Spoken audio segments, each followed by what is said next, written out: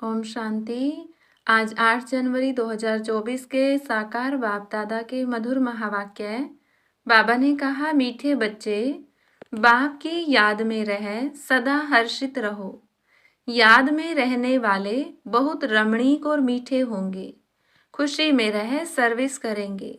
प्रश्न, ज्ञान की मस्ती के साथ साथ कौन सी चेकिंग करना बहुत जरूरी है? उत्तर, ज्ञान की मस्ती तो रहती है, लेकिन चेक करो देही अभिमानी कितना बने हैं। ज्ञान तो बहुत सहज है, लेकिन योग में माया विघ्न डालती है। गृहस्थ व्यवहार में अनासक्त हो रहना है। ऐसा न हो माया चूही अंदर ही अंदर काटती रहे और पता भी न पड़े। अपनी नब्ज आपे ही देखते रहो कि बाबा के साथ हमारा हड्डी प्यार है। कितना समय हम याद में रहते हैं। गीत, जले क्यों न परवाना। ओम शांति। मीठे मीठे बच्चों ने गीत की लाइन सुनी। जबकि बाप इतना जलवा दिखाते हैं, तुम इतने हसीन बन जाते हो, तो क्यों न ऐसे बाप का बन जाना चाहिए जो बाप शाम से सुंदर बनाते हैं। बच्चे समझते हैं हम सांवरे से गोरे बनते हैं। एक की बात नहीं है।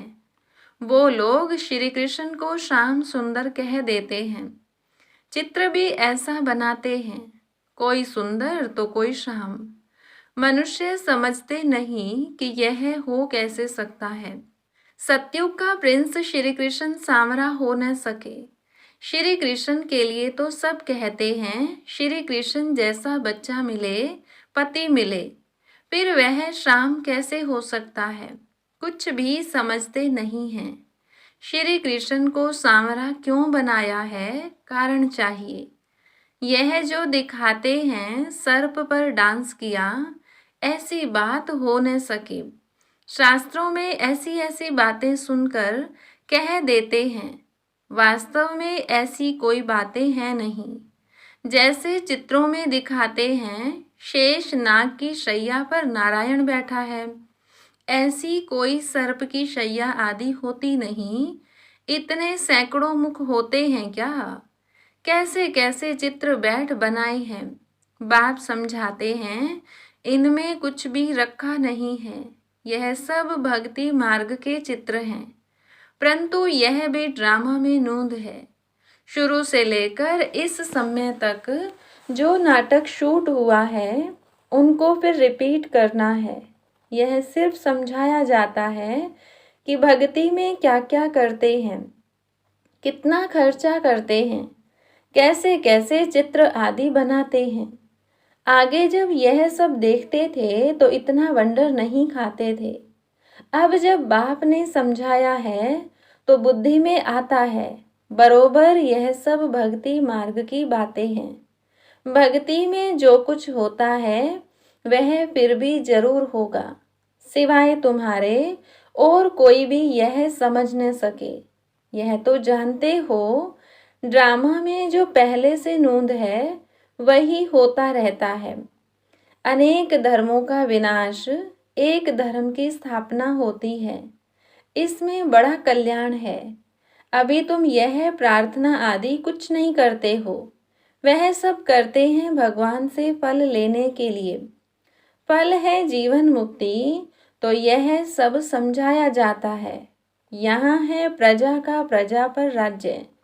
गीता में है, भारतवासी कौरव पांडव क्या करत भय। बरोबर यादवों ने मूसल निकाले, अपने कुल का विनाश किया। यह सब आपस में दुश्मन हैं। तुम न्यूज़ आदि सुनते नहीं हो, जो सुनते हैं वह अच्छी तरह से समझ सकते हैं। दिन प्रतिदिन अंदर खिटपिट बहुत है। हैं तो सब क्रिश्चियन, परंतु अंदर खिटपिट बहुत है। घर बैठे ही एक दो को उड़ा देंगे। तुम राजयोग सीख रहे हो, तो राजाई करने के लिए पुरानी दुनिया की सफाई जरूर चाहिए। फिर नई दुनिया में सब कुछ नया होगा। 5 तत्व भी वहां सतो प्रधान होंगे। समुद्र की ताकत नहीं जो उछलकर नुकसान कर दे। अभी तो 5 तत्व कितना नुकसान करते हैं। वहाँ सारी प्रकृति दासी हो जाएगी, इसीलिए दुख की कोई बात नहीं। यह भी बना बनाया ड्रामा का खेल है। स्वर्ग कहा जाता है सतयुग को। क्रिश्चियन लोग भी कहते हैं पहले पहले हेवन था। भारत अविनाशी खंड है। सिर्फ उन्हों को पता नहीं कि हमको लिबरेट करने वाला बाप भारत में आता है। शिव जयंती भी मनाते हैं तो भी समझ नहीं सकते हैं। अभी तुम समझाते हो कि भारत में शिव जयंती मनाई जाती है। जरूर शिव बाबा ने भारत में आकर हेवन बनाया है, अब फिर बना रहे हैं। जो प्रजा बनने वाले होंगे उन्हों की बुद्धि में कुछ भी बैठेगा नहीं। जो राजधानी वाले होंगे वह समझेंगे बरोबर हम शिव बाबा के बच्चे हैं। प्रजापिता ब्रह्मा भी है। लिबरेटर ज्ञान का सागर खुद बाबा है, ब्रह्मा को नहीं कहेंगे। ब्रह्मा भी उनसे लिबरेट होता है। लिबरेट सबको एक बाप ही करते हैं क्योंकि सब तमो प्रधान है। ऐसे अंदर में विचार सागर मंथन चलना चाहिए। हम ऐसी मुरली चलाएं जो मनुष्य झट समझ जाएं। बच्चे नंबरवार तो हैं ही। यह है नॉलेज, इनकी रोज स्टडी करनी चाहिए। डर के मारे पढ़ाई न पढ़ना यह तो ठीक नहीं है, फिर कहेंगे कर्म बंधन है। देखो शुरू में कितने छूट कर आए, फिर कई चले भी गए। सिंध में बहुत बच्चियां आई, फिर हंगामे के कारण कितने दुश्मन बन पड़े। पहले उन्हों को ज्ञान बहुत अच्छा लगता था, समझते थे इनको डोत माना भगवान की देन मिली हुई है। अब भी ऐसे समझते हैं कि कोई शक्ति है, यह नहीं समझते कि परमात्मा की प्रवेशता है। आजकल रिद्धि सिद्धि की ताकत तो बहुतों में है। गीता उठाकर सुनाते रहते हैं। बाप कहते हैं यह सब भक्ति मार्ग की पुस्तकें हैं। ज्ञान का सागर तो मैं हूँ। मुझे ही भक्ति मार्ग में सब याद करते हैं। ड्रामा प्लान अनुसार यह भी ड्रामा में नूंद है। साक्षात्कार भी होते हैं, भक्ति मार्ग वालों को भी राजी करते हैं। ज्ञान नहीं उठाते तो उनके लिए भक्ति भी अच्छी। फिर भी मनुष्य सुधरते तो है ना, चोरी आदि नहीं करेंगे। भगवान का भजन करने वालों के लिए कभी भी उल्टी बातें नहीं करेंगे। फिर भी भक्त हैं। आजकल तो भल भगत हैं, फिर भी बहुत देवाला मार देते हैं। ऐसे नहीं कि शिव बाबा का बच्चा बना तो देवाला नहीं मारेंगे। पास्ट का कर्म है तो देवाला मारते हैं। ज्ञान में आने से भी देवाला मार देते हैं। इसमें ज्ञान का कोई ताल्लुक नहीं। तुम बच्चे अब सर्विस पर लगे हुए हो, समझते हो श्रीमत पर सर्विस में लगने से फल पाएंगे। हमको सब कुछ वहाँ ट्रांसफर करना है। बैग बैगेज सब कुछ ट्रांसफर कर देना है। बाबा को शुरू में बहुत मजा आया था। वहाँ से जब निकला तो गीत बनाया, अल्लफ को मिला अल्लाह, बे को मिली बादशाही। श्री कृष्ण का चतुर्भुज का साक्षात्कार हुआ, समझा द्वारिका का बादशाह बनूंगा। ऐसा नशा चढ़ता था। अब यह विनाशी पैसा क्या करेंगे? तो तुम बच्चों को भी खुशी होनी चाहिए। हमको बाबा स्वर्ग की बादशाही देते हैं, परंतु बच्चे इतना पुरुषार्थ ही नहीं करते हैं। चलते चलते गिर पड़ते हैं। अच्छे अच्छे बच्चे बाबा को निमंत्रण देने वाले कभी बाबा को याद नहीं करते। बाबा के पास पत्र आना चाहिए कि बाबा हम बहुत खुश हैं, आपके याद में मस्त रहते हैं। बहुत हैं जो कभी याद नहीं करते। याद की यात्रा से ही खुशी जोर से चढ़ेगी। ज्ञान में भल कितना भी मस्त रहते हैं, परंतु देह अभिमान कितना है। देही अभिमानीपना कहाँ है। ज्ञान तो बड़ा इजी है। योग में ही माया विघ्न डालती है। गृहस्थ व्यवहार में भी अनासक्त हो रहना है। ऐसा न हो जो माया अंगुरी लगा दे। माया काटती ऐसे है जैसे चूहा। चूहा ऐसे काटता है जो बहल खून निकल आए पर पता न पड़े। बच्चों को पता नहीं पड़ता कि देह अभिमान आने से कितना नुकसान होता है। ऊंच पद पा नहीं सकेंगे। बाप से पूरा वर्षा लेना चाहिए। मम्मा बाबा मुआफिक हम भी तख्त नशीन बने। बाप है दिल लेने वाला। दिलवाड़ा मंदिर में भी पूरा यादगार है। अंदर हाथियों पर महारथी बैठे हैं। तुम्हारे में भी महारथी घोड़े सवार प्यादे हैं। हर एक को अपनी अपनी नब्ज देखनी है। बाबा क्यों देखे? तुम अपने को देखो। हम बाबा को याद करते हैं और बाबा मिसल सर्विस करते हैं। हमारा बाबा के साथ योग है। रात को जागकर बाबा को याद करते हैं। हम बहुतों की सर्विस करते हैं। चार्ट रखना चाहिए। बाबा को हड्डी मना जिगरी कितना याद करते हैं। कोई समझते हैं हम निरंतर याद करते हैं। यह नहीं हो सकता। कई समझते हैं हम बाबा के बच्चे बन गए बस, परंतु अपने को आत्मा समझ बाप को याद करना है। बाबा की याद बिगर कुछ काम किया गोया बाबा को याद नहीं करते। बाबा की याद में सदैव हर्षित रहना चाहिए।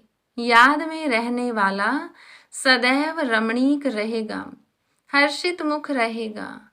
किसको बहुत खुशी से और रमणीकता से समझाएंगे? बहुत थोड़े हैं जिनको सर्विस का बहुत शौक है। चित्रों पर समझाना बहुत सहज है। यह है ऊंचे ते ऊंचा भगवान, फिर उनकी रचना हम सब आत्माएं भाई भाई हैं, ब्रदरहुड हैं। उन्होंने फादरहुड कह दिया है। पहले शिव बाबा के चित्र पर समझाना है कि यह सब आत्माओं का बाप है। परमपिता परमात्मा निराकार। हम आत्मा भी निराकार हैं, भ्रिकुटी के बीच में रहती हैं। शिव बाबा भी स्टार है, परंतु स्टार की पूजा कैसे हो इसीलिए बड़ा बनाते हैं। बाकी आत्मा कभी 84 लाख जन्म नहीं लेती है। बाप समझाते हैं आत्मा पहले अशरीरी आती है, फिर शरीर धारण कर पार्ट बजाती है। सतो प्रधान आत्मा पुनर्जन्म लेते लेते आयरन एज में आ जाती है। बाद में आने वाले तो 84 जन्म नहीं लेंगे। सब तो 84 जन्म ले नहीं सकते। आत्मा ही एक शरीर छोड़ दूसरा लेती है। नाम रूप देश काल सब बदल जाता है। ऐसे भाषण करना चाहिए। कहते हैं सेल्फ रियलाइजेशन, परंतु कराए कौन? आत्मा सो परमात्मा कहना यह कोई सेल्फ रियलाइजेशन हुआ क्या? यह नई नॉलेज है। बाप जो ज्ञान का सागर है, पतित पावन है, सर्व का सद्गति दाता है, वही बैठ समझाते हैं। फिर उनकी खूब महिमा करो। उनकी महिमा सुनी, आत्मा का परिचय बताया, अब परमात्मा का भी बताते हैं। उनको कहा जाता है सभी आत्माओं का बाप। वह छोटा बड़ा हो न सके। परमपिता परमात्मा माना सुप्रीम सोल। सोल माना आत्मा। परमात्मा तो परे ते परे रहने वाला है।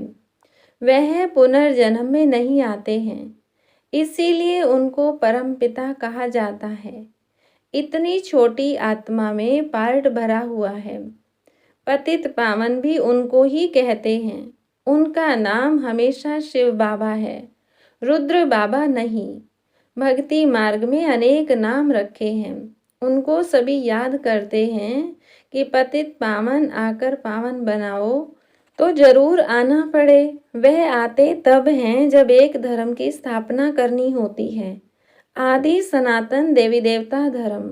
अभी है कलयुग, ढेर मनुष्य हैं। सतयुग में बहुत थोड़े मनुष्य हैं। गाया भी हुआ है ब्रह्मा द्वारा स्थापना, शंकर द्वारा विनाश। गीता द्वारा ही आदि सनातन धर्म की स्थापना हुई थी। सिर्फ उसमें भी भूलकर श्री कृष्ण का नाम डाल दिया है। बाप कहते हैं वह तो पुनर्जन्म में आने वाला है, मैं तो पुनर्जन्म रहित हूँ। तो अब जज करो कि परमपिता परमात्मा निराकार शिव या श्री कृष्ण। गीता का भगवान कौन? भगवान तो एक को कहा जाता है, फिर अगर इन बातों को कोई मानता नहीं है तो समझना चाहिए यह अपने धर्म का नहीं है। सतयुग में आने वाला झट मानेगा और पुरुषार्थ करने लग पड़ेगा। मूल बात ही यह है, इसमें तुम्हारी विजय है। परंतु देही अभिमानी अवस्था कहाँ है? एक दो के नाम रूप में फंसते हैं। भक्ति मार्ग में भी कहते थे, परवाह थी पार ब्रह्म में रहने वाले परमात्मा की, बाकी डर किसका। बहुत हिम्मत चाहिए भाषण करने वालों को आत्मा का ज्ञान बहुत मस्ती से देना चाहिए। फिर परमात्मा किसको कहा जाता है इस पर भी समझाना चाहिए। बाप की महिमा है प्रेम का सागर, ज्ञान का सागर, वैसे बच्चों की भी महिमा है। किसको गुस्सा करना माना लो हाथ में उठाना। बाबा कितना मीठा है। बच्चे कोई काम में नाटते हैं, मना करते हैं तो नटवर नहीं बनेंगे, बहुत मीठा बनना है। अच्छा, मीठे मीठे सिकिलधे बच्चों प्रति माता पिता बाप दादा का याद प्यार और गुड मॉर्निंग। रूहानी बाप की रूहानी बच्चों को नमस्ते। रूहानी बच्चों की रूहानी बाप दादा को नमस्ते। धारणा के लिए मुख्य सार। पहले पॉइंट, अपना बैगेज सब ट्रांसफ़र कर बहुत खुशी और मस्ती में रहना है। मम्मा बाबा समान तख्त नशीन बनना है। जिगरी याद में रहना है। दूसरी पॉइंट, किसी के डर से पढ़ाई कभी नहीं छोड़नी है। याद से अपने कर्म बंधन हल्के करने हैं। कभी क्रोध में आकर लो हाथ में नहीं उठाना है। किसी सेवा में ना नहीं करनी है। वरदान, रॉयल और सिंपल दोनों के बैलेंस से कार्य करने वाले ब्रह्मा बाप समान भव। जैसे ब्रह्मा बाप साधारण रहे, न बहुत ऊंचा न बहुत नीचा। ब्राह्मणों का आदि से अब तक का नियम है कि न बिल्कुल सादा हो न बहुत रॉयल हो, बीच का होना चाहिए। अभी साधन बहुत हैं, साधन देने वाले भी हैं, फिर भी कोई भी कार्य करो तो बीच का करो। ऐसा कोई न कहे कि यहाँ तो राजाई ठाठ हो गया है। जितना सिंपल उतना रॉयल, दोनों का बैलेंस हो।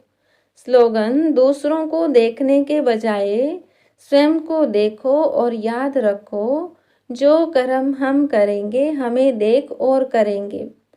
डबल लाइट फरिश्ता बनने के लिए आज की पॉइंट है, अभी आपकी सारी कारोबार श्रेष्ठ संकल्प द्वारा इशारों से चलनी चाहिए। ऐसे लाइट रूप में रहो जो व्यर्थ संकल्प व्यर्थ समय समाप्त हो जाए। वही संकल्प उठे जो होना है, और जिसको करना है उनकी बुद्धि में भी वही संकल्प उठे कि यही करना है। तब यह साकार वतन सूक्ष्म वतन बनेगा। अच्छा, ओम शांति।